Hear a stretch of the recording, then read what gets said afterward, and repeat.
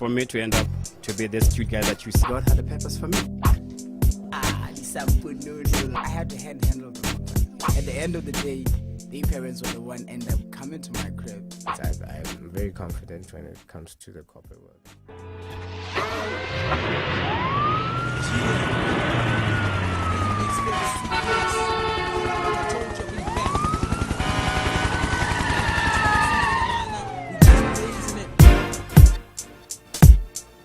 On this brand new episode of The U-Turn today, welcome once again. As always, we bring it to you fresh and interesting and innovative. And today we are talking about albinism. Now, it's a condition that is misconstrued and has a lot of misconceptions around it, a lot of myths, and albinos feel very discriminated against, by some people. So we decided to go out there and find out from a couple of Lesotho living with this condition to find out how their lives are living with the condition. And the first guy we decided to go visit was at Hillsview. His name is Musase. Very young, dynamic man, and he welcomed us with open arms into his home. And this is what happened.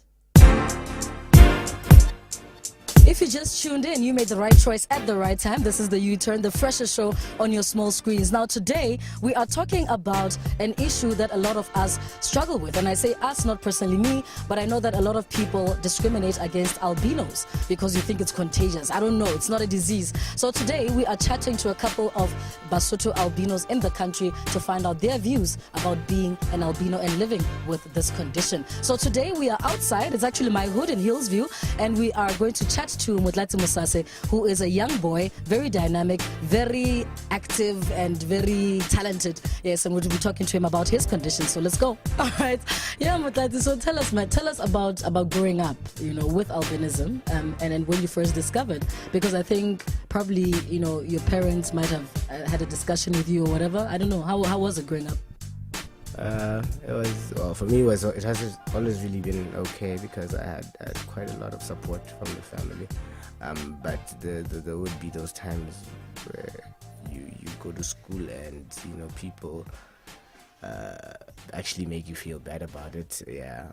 Sometimes it get to me. It actually really hurt. But then, apart from that, I think I'm over that now. Like as the years went by, I became used to it, and I was like, nah, whatever goes. Yeah. And I know a lot of people. You're also known for your AKA as Yellow Man. I mean, those kind of terms, though. Bo Yellow Man, bo Lekgowa boeng. Do you think that also helps you decide whether you're going to feel good about yourself or not? Does it lower your self-esteem? Are you good with it now? There are times still, even now, that they would. People say it in a rude way, maybe like how shit like that. Sorry. It's a family show.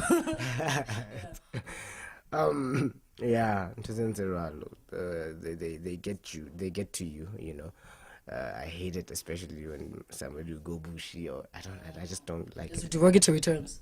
Yeah, it is, but people call me yellow man, white man.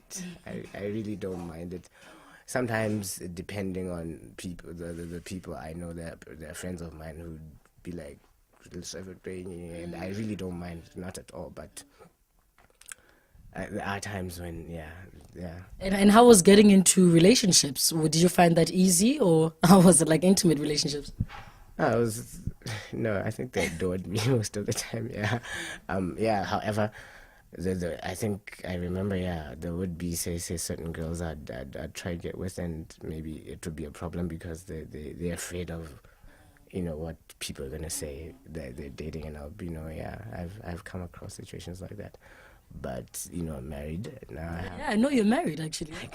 Any kids yet? Yeah, I have a little girl. She's at school now.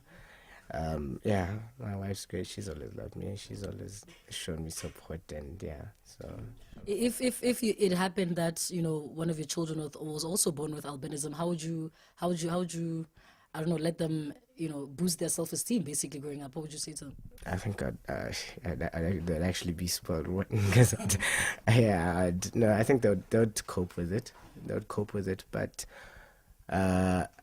I'm sure it would. No, it really wouldn't be a problem because like I say, I never had that much of a problem, you know. Yeah, so it would be cool. I think I'd actually like it if it were possible. Yeah.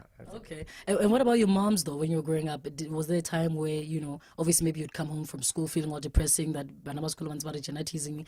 What would she say to you? How would she encourage you? She'd be just like, baby, we love you just the way you are, you know. Never mind what other people say. Just know that you have a family that is always there for you, and yeah. So. And what about in the professional scene, the corporate world? We all know that most of the time it's about how you look, you know. Just from the onset, like a couple of seconds of you appearing, people have already judged you. Have you found that to be easy to get into the corporate world?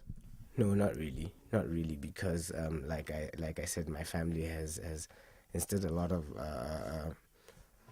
confidence in me, self-confidence. I'm very confident when it comes to the corporate world. I am not afraid to go anywhere because I think sometimes I see it, like maybe I walk in an office and they'll be like, wow, they weren't expecting to see like, okay, well, hi, but and sometimes I get away with it because they end up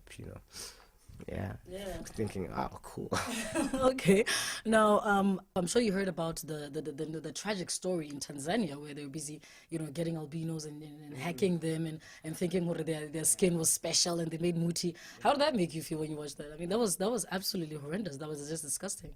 Yeah, it did scare me. It did scare me. I was like, those are places I'd like to go sometimes. So obviously, I'm going to have to get a whole lot of security. There you go, man. Yeah. Some bodyguards. Because I would really like to go to places like that, Africa. But I think, I sometimes think maybe it's a whole lot of bull, but yeah, it probably happens. It probably does happen. I'm sure it does happen, but I don't like to think of it happening to me. I don't think it will. No. Okay, nice one. That was Matlati Masaso right here in Hillsview. We came to his house. We just invaded the place. And now you've heard what he has to say. So people, just because you're different, and it makes you special to be different, doesn't it? If you stand out in the crowd, hey, that's all I'm saying. All right, of course, this is the U-Turn, and of course, we keep it unplugged, uncensored, and definitely unscripted.